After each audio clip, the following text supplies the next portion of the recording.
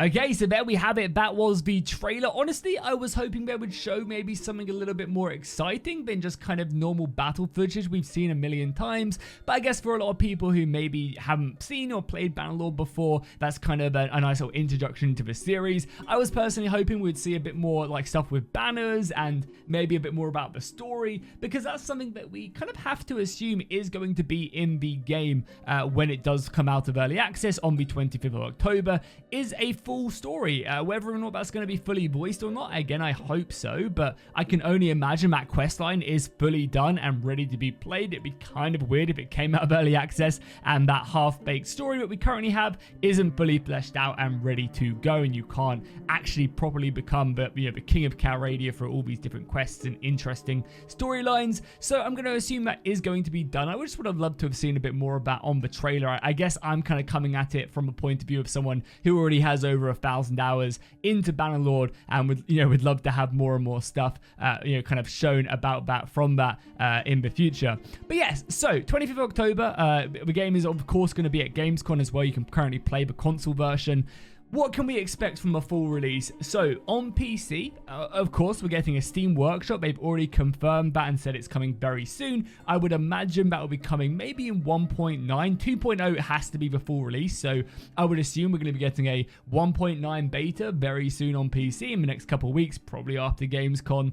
And then after that, we'll be getting, kind of the lead up to 2.0. So I would imagine 1.9 will be a big testing for everything that is going to be in 2.0 and ready to go. So yeah, as I said, we'll be probably getting a Steam Workshop so they can fine tune that and get that ready to go. That's going to make, people modding so much easier. People can just go ahead and create mod lists and download them, and we're not going to be getting major patches 24/7 that will break everything. So that's going to make, you know, modding and stuff like that way easier for people who maybe find it a little bit hard with the Nexus mod kind of drag and drop style. You know, maybe you're not used to modding too much. So that's going to be great. We can also assume that we are going to be getting full mod tools as well very soon, if not at launch. So modders will be able to really dive in and kind of explore options that they didn't have in the past. And also, they don't have to worry about the game updating or changing code in a dramatic way anymore. So they can really just get their heads down and get stuck in. And as I said, not have to worry about the game going in a completely different direction. That's been a big thing plaguing a lot of the modders, honestly, over the past 2 years, is that, you know, code will be a certain way, and then Taleworlds will be like, oh no, we actually need to change this code because it fits our idea a bit better, and then that will really hamper modders. Again, it's not Taleworlds' fault, you know, they are just making their game, and that, you know, that's par of the course when you're developing a game. But for modders, that have of course been really frustrating. So it'll be exciting to see that completely change with the full mod tools. As well as that, we will be getting full server, custom servers. People will be able to host servers, add in mods to them, multiplayer mod tools. They've all said that stuff is coming. And again, you can only imagine it will be released alongside the full release of the game on the 25th of October. If not, then probably pretty soon afterwards.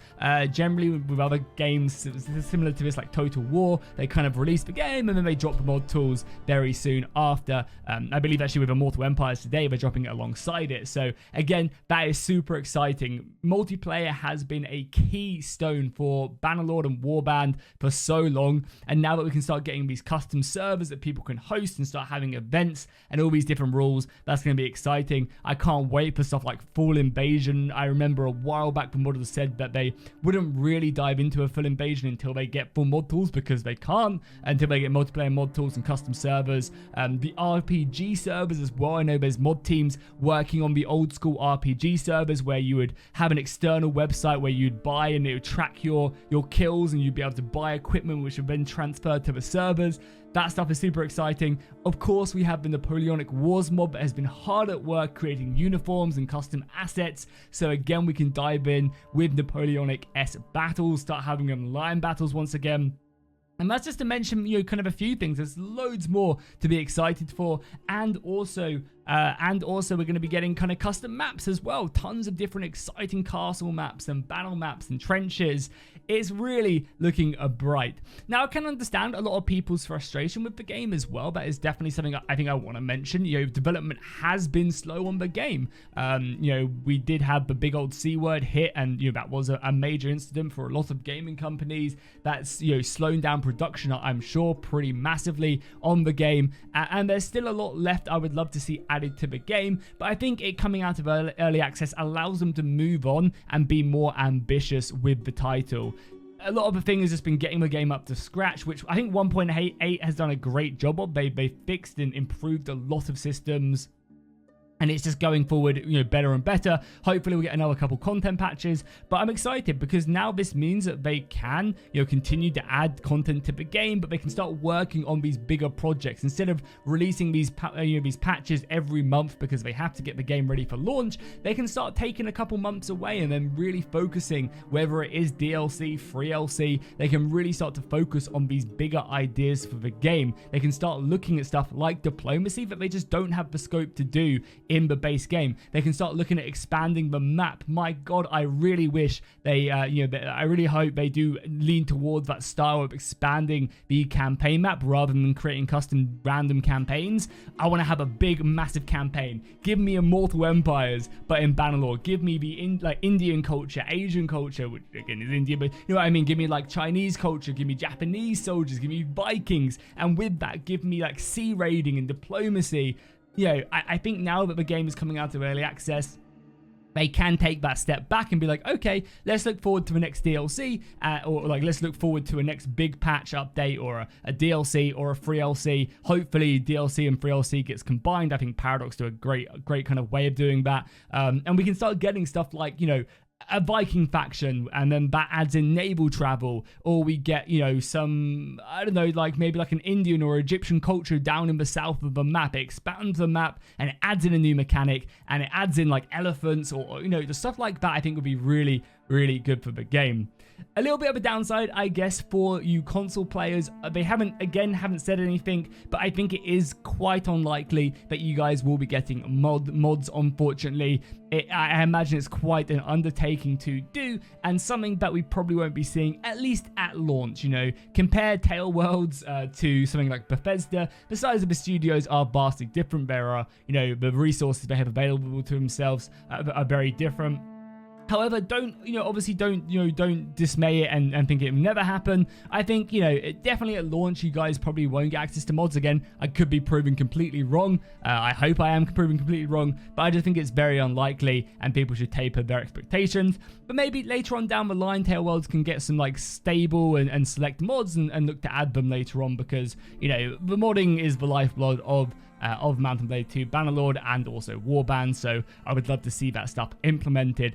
But yeah, that's just a little talk. I wanted to go ahead and let you guys know about the full release of the game, because I am personally super excited. I'm definitely going to be doing plenty of guides, so if you guys are new to Bannerlord and you want to kind of get a head start, you want to get some tips and tricks so that you won't get completely demolished on the plains of Calradia, I'll be sure to make some kind of renown guides on how to grind renown, how to make money, how to the best start and other stuff like that. And maybe I'll do a complete beginner's guide as well. I'll run you guys through kind of the first stages of your campaign and what you should be looking to do. I think that'd be pretty exciting. So if you haven't already, make sure you subscribe to the channel. Of course, we now have a full release. It's super exciting. 25th of October, I will be streaming the heck out of the game, planning on doing a big old subathon on there, so that should be exciting, and I'll probably be giving away keys as well.